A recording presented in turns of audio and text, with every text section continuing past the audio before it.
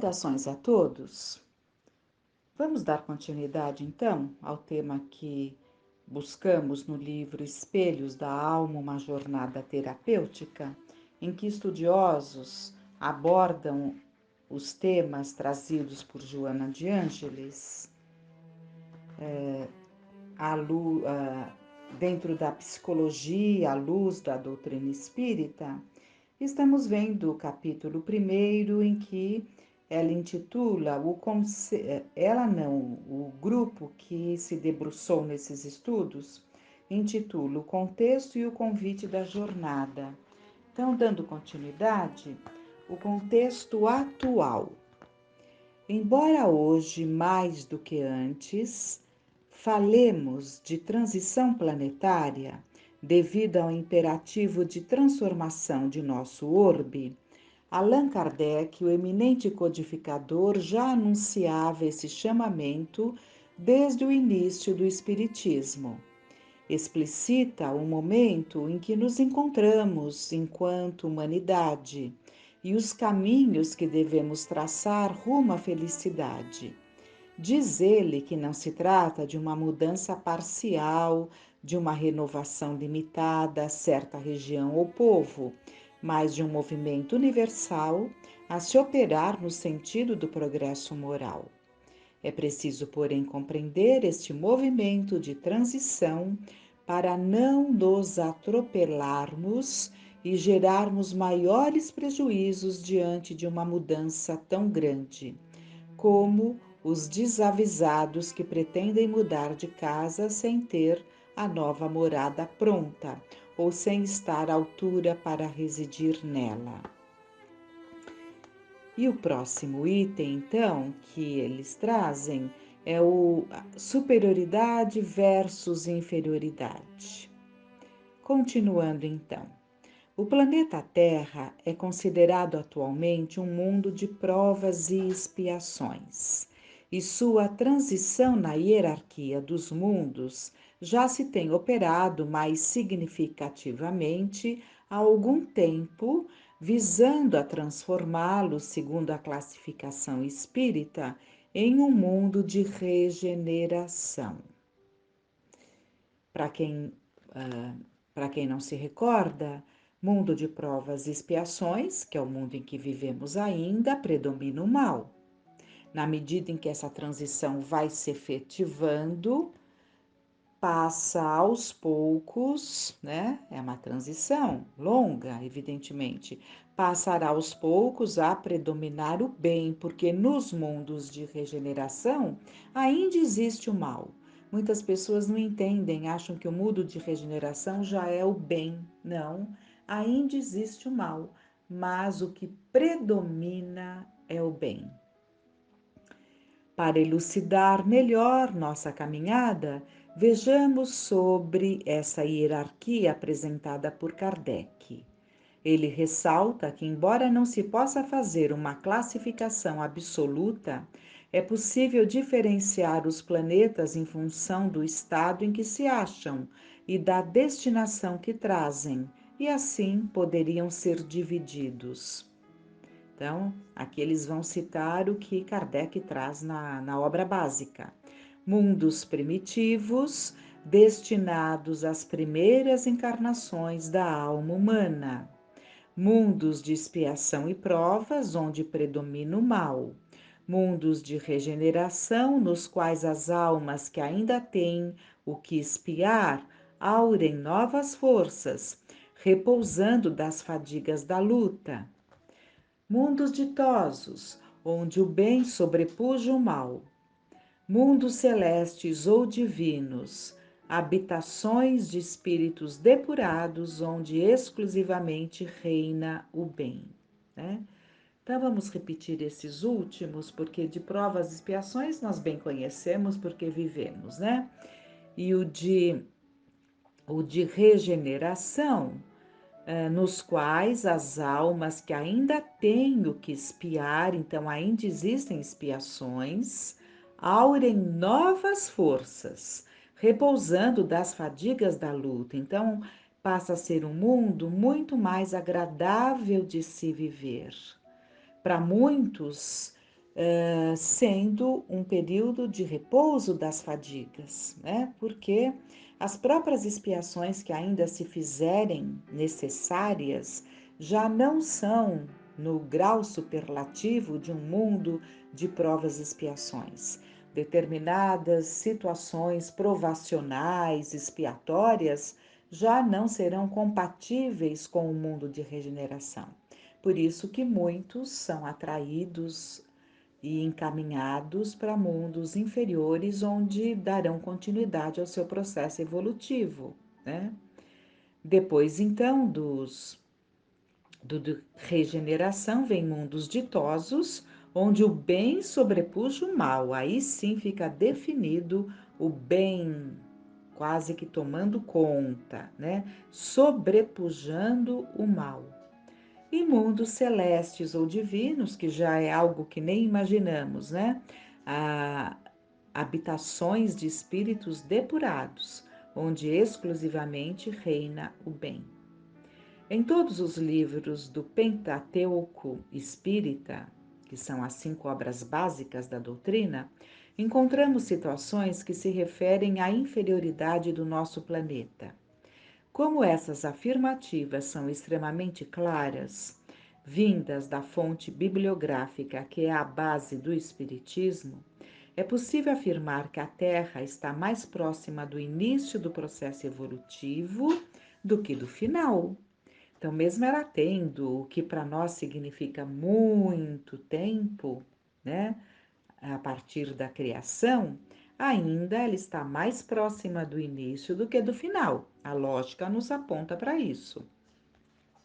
Em relação ao nosso planeta, encontraremos a seguinte figuração: um subúrbio, um hospital, uma penitenciária, um sítio malsão, e ela é simultaneamente tudo isso.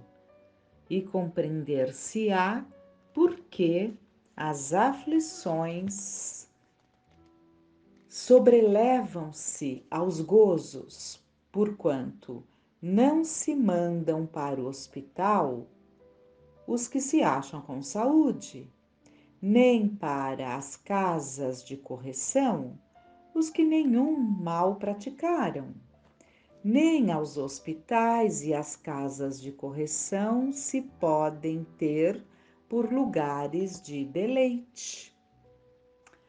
Embora o codificador faça o adendo de que toda a sua população não se encontra aqui encarnada, nos incentivando a crer em dias melhores, ele declara que sairemos da terra do mesmo modo que do hospital saem os que se curaram, e da prisão os que cumpriram suas penas.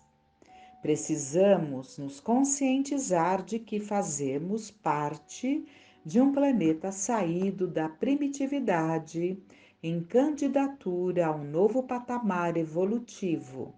Porém, por melhor que possa parecer essa progressão, ainda nos encontramos debaixo de uma linha mediana na hierarquia dos mundos. Se fizermos uma analogia com o ensino brasileiro, contando desde as séries iniciais da educação infantil até o final da graduação no ensino superior, nosso nível evolutivo na Terra seria equivalente aos alunos que estão distantes ainda de concluir o ensino médio, de concluir o ensino fundamental. Voltando aqui. Seria equivalente aos alunos que estão distantes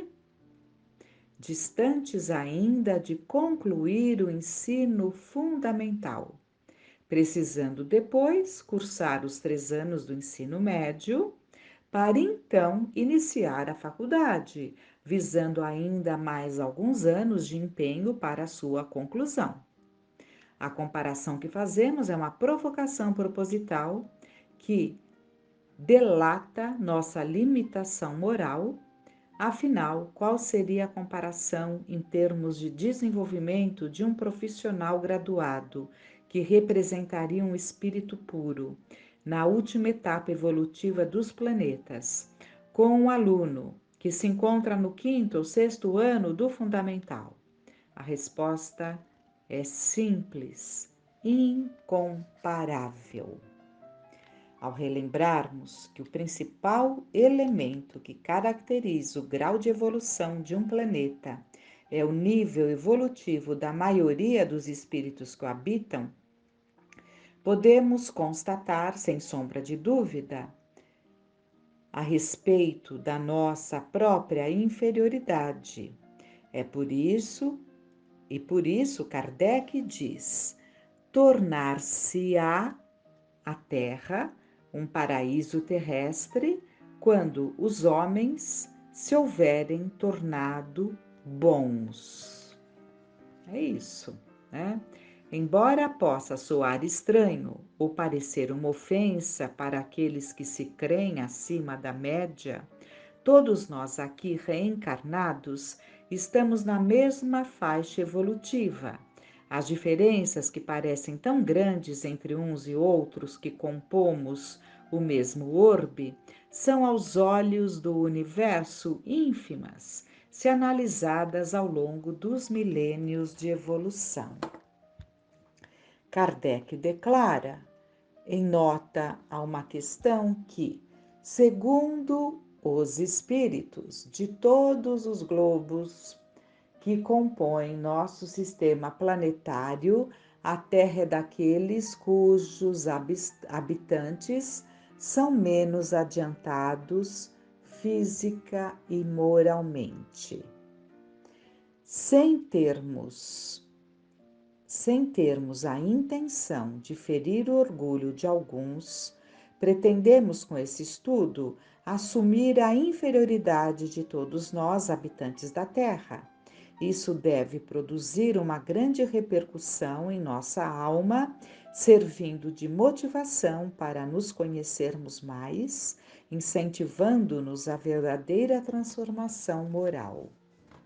Aí no item seguinte, eles colocam intelecto versus moral. Vivemos dias de supervalorização do intelecto. Há quase 20 anos, Daniel Goleman abriu grande espaço na compreensão do comportamento humano, questionando a supremacia do QI, que é quociente intelectual. Apresentou a tese da inteligência emocional, traduzindo para a sociedade comum os resultados da explosão inédita de estudos científicos sobre emoção, principalmente através das novas tecnologias que permitiram estudar o cérebro em funcionamento. Evidenciando a crise pela qual a humanidade atravessa, refere-se aos crimes hediondos, suicídio, drogas e outros sinais alarmantes de uma sociedade emocionalmente doente e diz: tudo isso é reflexo de uma cultura que só apostou no intelecto, relegando ao esquecimento o lado emocional do indivíduo. A teoria do psicólogo norte-americano é uma crítica à soberania do desenvolvimento intelectual, demonstrando que um excelente aluno é apenas uma pessoa muitíssimo boa na avaliação que foi feita a partir das notas que obteve. Nada nos diz de como ele reage às vicissitudes da vida. E esse é o problema. A inteligência acadêmica não oferece praticamente nenhum preparo para o torvelinho ou para a oportunidade que ocorre na vida. Apesar de um alto QI não ser nenhuma garantia de prosperidade, prestígio ou felicidade na vida, nossas escolas e nossa cultura privilegiam a aptidão no nível acadêmico, ignorando a inteligência emocional. Embora tenhamos presenciado a crise do quociente intelectual E, sob a crítica aos testes de inteligência que definem estatisticamente aqueles que se encontram dentro da média, acima ou abaixo, assim somos capazes e nos achamos no direito de diferenciar crianças e adultos pela capacidade intelectual de cada um. Muitos de nós já superamos as necessidades dos testes psicológicos e dos laudos, mas ainda mantemos atitude segregadora entre normalidade e anormalidade, revelando a supervalorização do intelecto, crendo nos sujeitos da intelectualidade tão valorizados, ganhando espaço pela amplitude de interesses e conhecimentos, de capacidades, de produtividade e obstinação além do esperado. Nos meios religiosos, isso não é diferente, e em decorrência, damos mais espaço àqueles que apresentam maior capacidade de argumentação, grande memória e que usufruem de um vocabulário em comum. Às vezes, preocupamos-nos mais com a forma do que com o conteúdo. Damos mais crédito ao lindo terno alinhado em detrimento da vestimenta simples ou usual.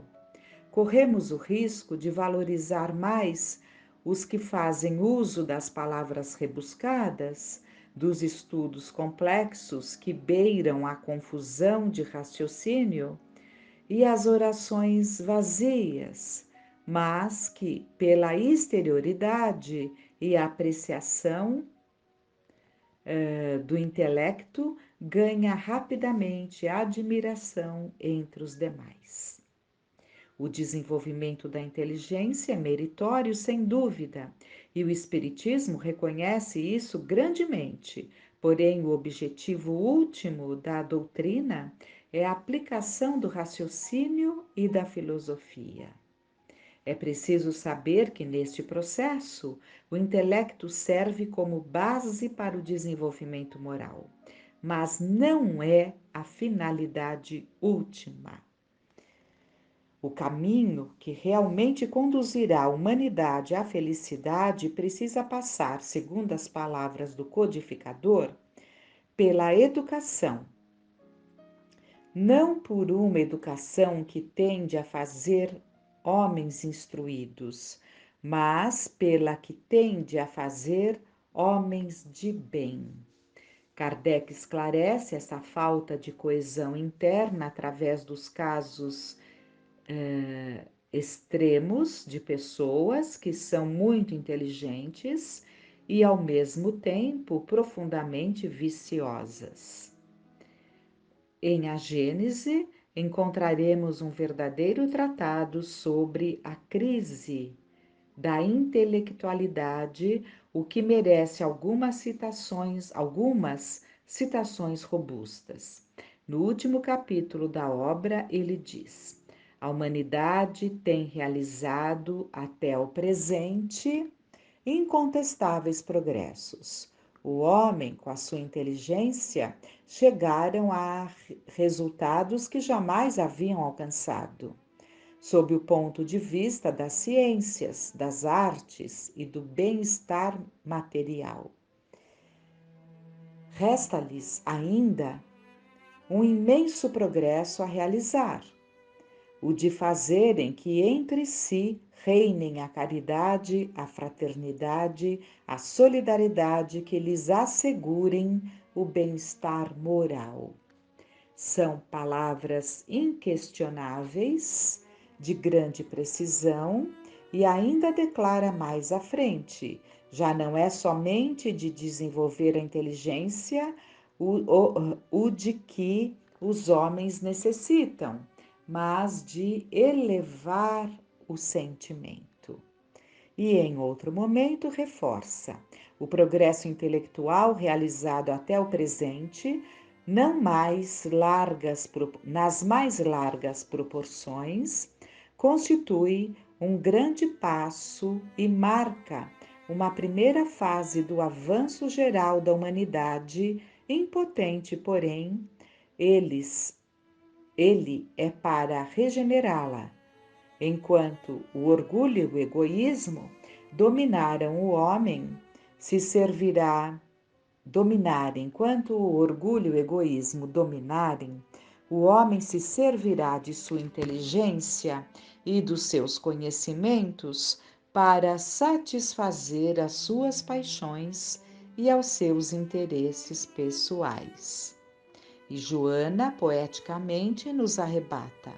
Sem dúvida, a inteligência é responsável pela grande horizontal das conquistas humanas, mas o sentimento é a grande vertical na direção de Deus.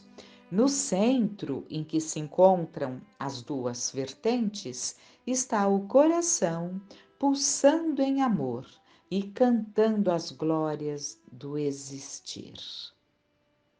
Muito bom, muito bom. Fiquemos então com essas recordações, com essas reflexões, né? Que entendamos a importância de compreendermos tudo que aqui foi trazido de forma tão clara, para que possamos realmente aprofundar nesses estudos, para desenvolvermos a grande tarefa que não pode mais ser adiada. Homens, o alerta que tivemos. Homem, conhece-te a ti mesmo. Que fiquemos em paz.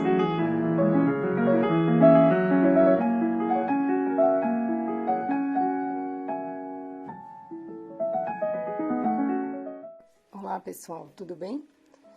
Vamos seguir com o nosso estudo do livro Os Prazeres da Alma. Vamos conversar sobre sabedoria. 2 partes. Primeira parte.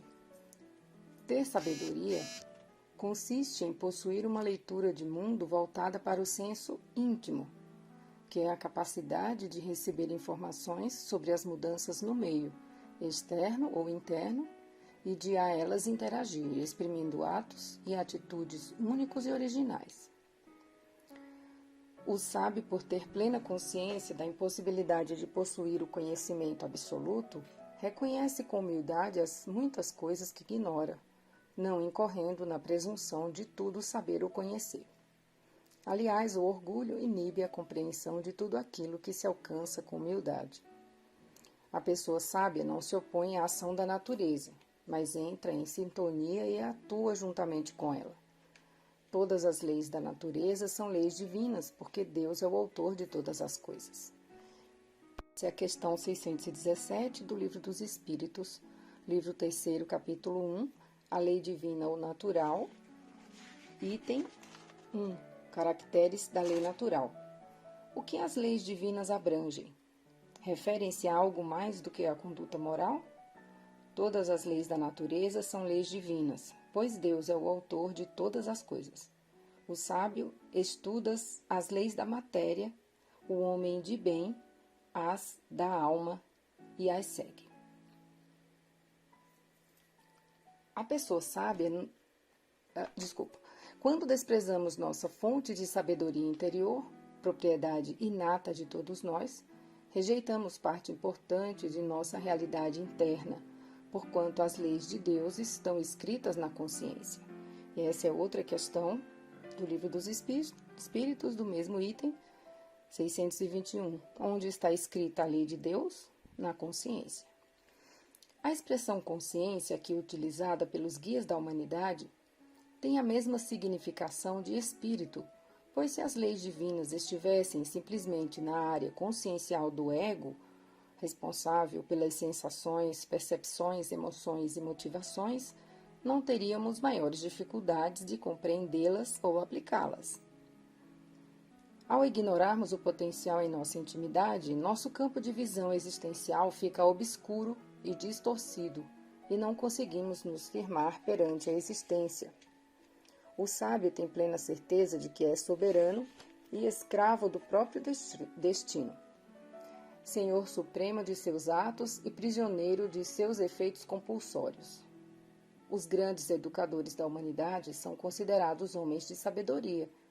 São eles que caminham à frente no tempo e no espaço, revelando-nos capacidades e habilidades ocultas que sempre existiram dentro de nós. À custa de muito trabalho e enormes sacrifícios, os pioneiros sapienciais utilizavam como eixo principal de suas lições a importância do reino interior, ensinando-nos com notável propriedade que o mundo a ser desvendado está no âmago da criatura, que o divino está no humano, uma vez que tudo o que há em nós é sagrado. Por essa razão, hoje entendemos perfeitamente as palavras de Jesus Cristo: o reino de Deus está no meio de vós. É uma passagem de Lucas 17, 21. A partir disso, compreendemos que o modo de ensinar de todos os grandes mestres baseava-se fundamentalmente na educação como método de percepção e, ao mesmo tempo, de desenvolvimento dos talentos inatos, a vocação peculiar e espontânea existente dentro do próprio homem. O verbo educar vem do latim educare e significa ação de lançar para fora, colocar à mostra, tirar de dentro. Educar não é obrigar ou constranger alguém a aprender, por meio de força ou pressão moral, mas exprimir e liberar a potencialidade do ser. Também não é imprimir, porém, fazer brotar ou emergir os dons subjacentes. Menos ainda seria formar, impondo uma forma. Ao contrário, seria desentranhar do mais fundo da criatura o seu próprio modo de ser. A conquista da sabedoria proporciona aos homens flexibilidade suficiente para que não mantenham a mente fechada a novas informações e não vivam dentro de regras e padrões sociais rígidos. Os sábios entendem que o bom senso, unido a uma consciência reflexiva voltada para o conhecimento original, deve anteceder a toda decisão, opção ou solução.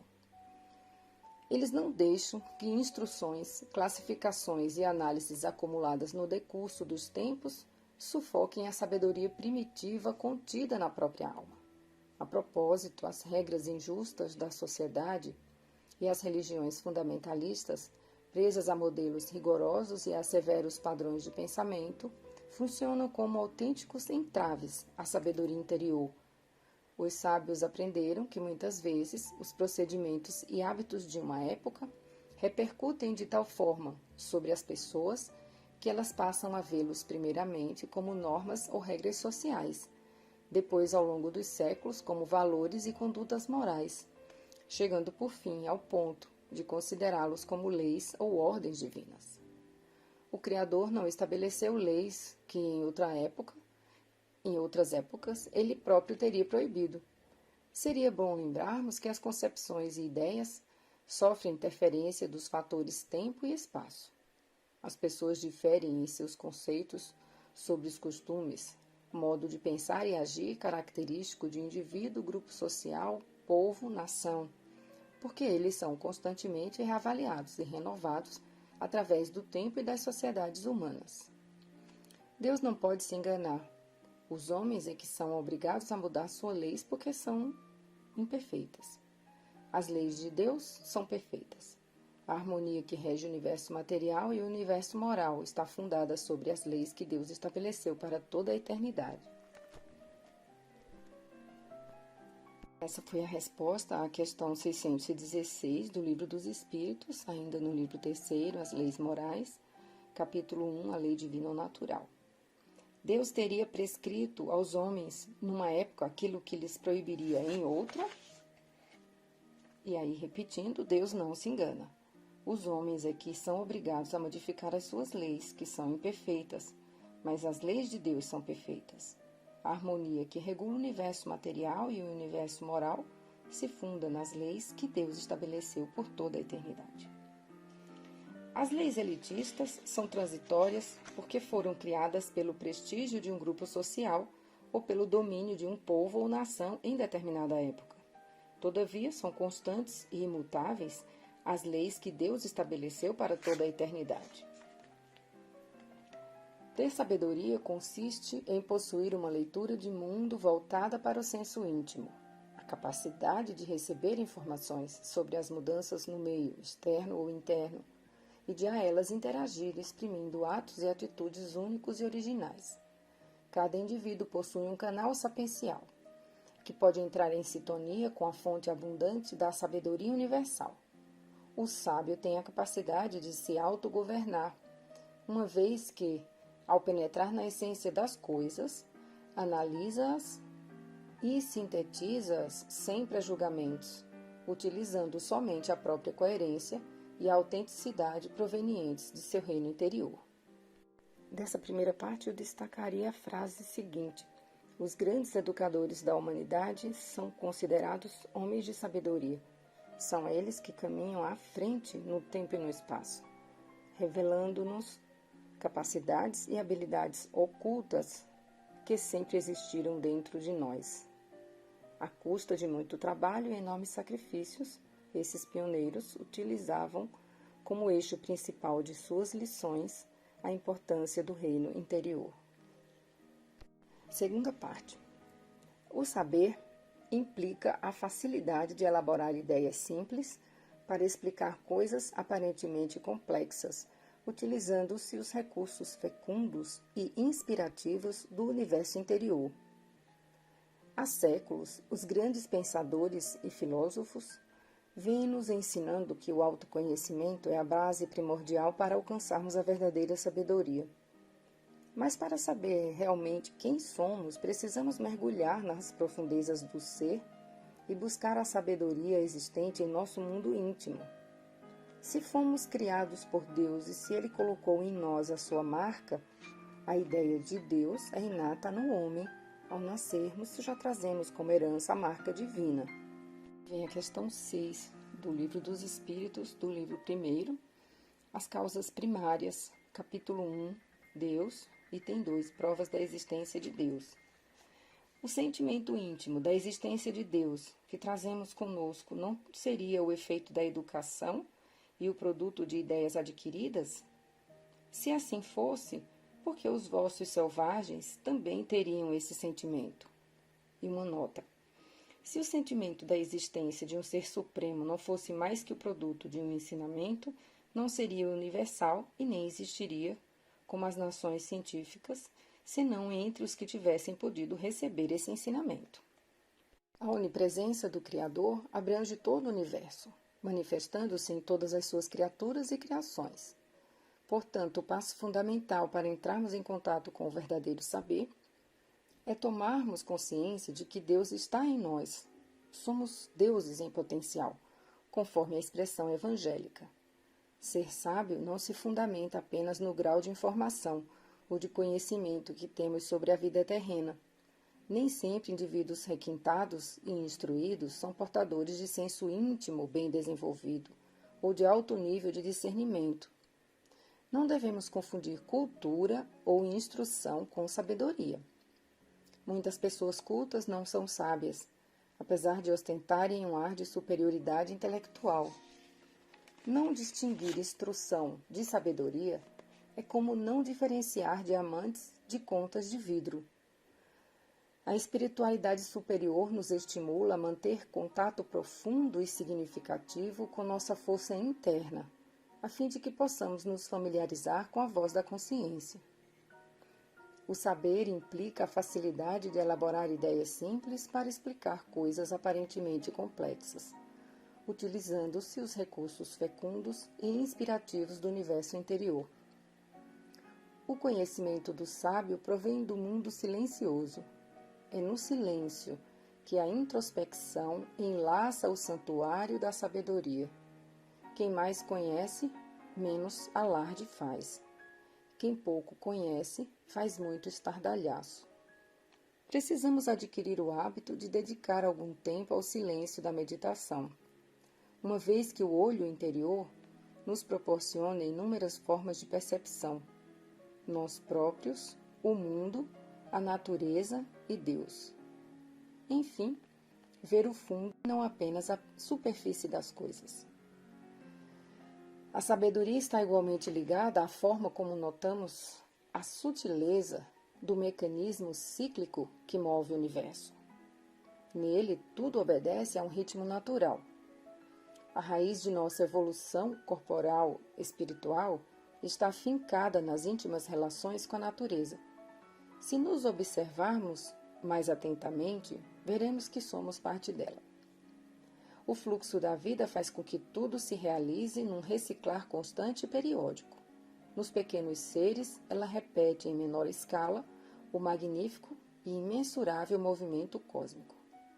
Na Terra, como em toda a criação, tudo é submetido a movimentos alternados, desde as marés, as fases da Lua, as interações entre os organismos dos ecossistemas, a diversidade dos fenômenos meteorológicos, os biorritmos humanos e outras tantas coisas.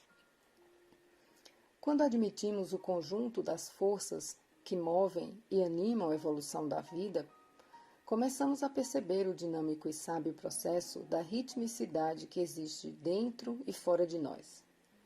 O desenvolvimento evolutivo nos mostra que tudo se encadeia harmonicamente. Na questão 540 de O Livro dos Espíritos, obra básica do Espiritismo, encontramos a seguinte exposição. Eu vou ler a pergunta 540 do livro 2º, capítulo 9, Intervenção dos Espíritos no Mundo Corpóreo, item 9, Ação dos Espíritos sobre os Fenômenos da Natureza. Os espíritos que agem sobre os fenômenos da natureza agem com conhecimento de causa em virtude de seu livre-arbítrio ou por um impulso instintivo e irrefletido? Uns sim, outros não. Faço uma comparação. Figurai essas miríades de animais que pouco a pouco fazem surgir do mar as ilhas e os arquipélagos. Acreditais que não há nisso um objetivo providencial e que essa transformação da face do globo não seja necessária para a harmonia geral? São, entretanto, os animais do último grau os que realizam essas coisas, enquanto vão provendo às necessidades e sem perceberem que são instrumentos de Deus. Pois bem, da mesma maneira, os espíritos mais atrasados são úteis ao conjunto. Enquanto eles ensaiam para a vida, e antes de terem plena consciência de seus atos e de seu livre-arbítrio, agem sobre certos fenômenos de que são agentes, sem o saberem. Primeiro executam. Mais tarde, quando sua inteligência estiver desenvolvida, comandarão e dirigirão as coisas do mundo material. Mais tarde ainda poderão dirigir as coisas do mundo moral.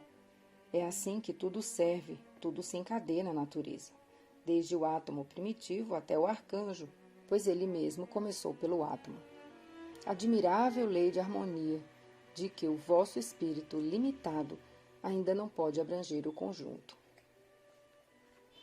A ação do homem desprovido de sabedoria tende normalmente a modificar, de acordo com seus caprichos ou pontos de vista pessoais, a natureza que o cerca.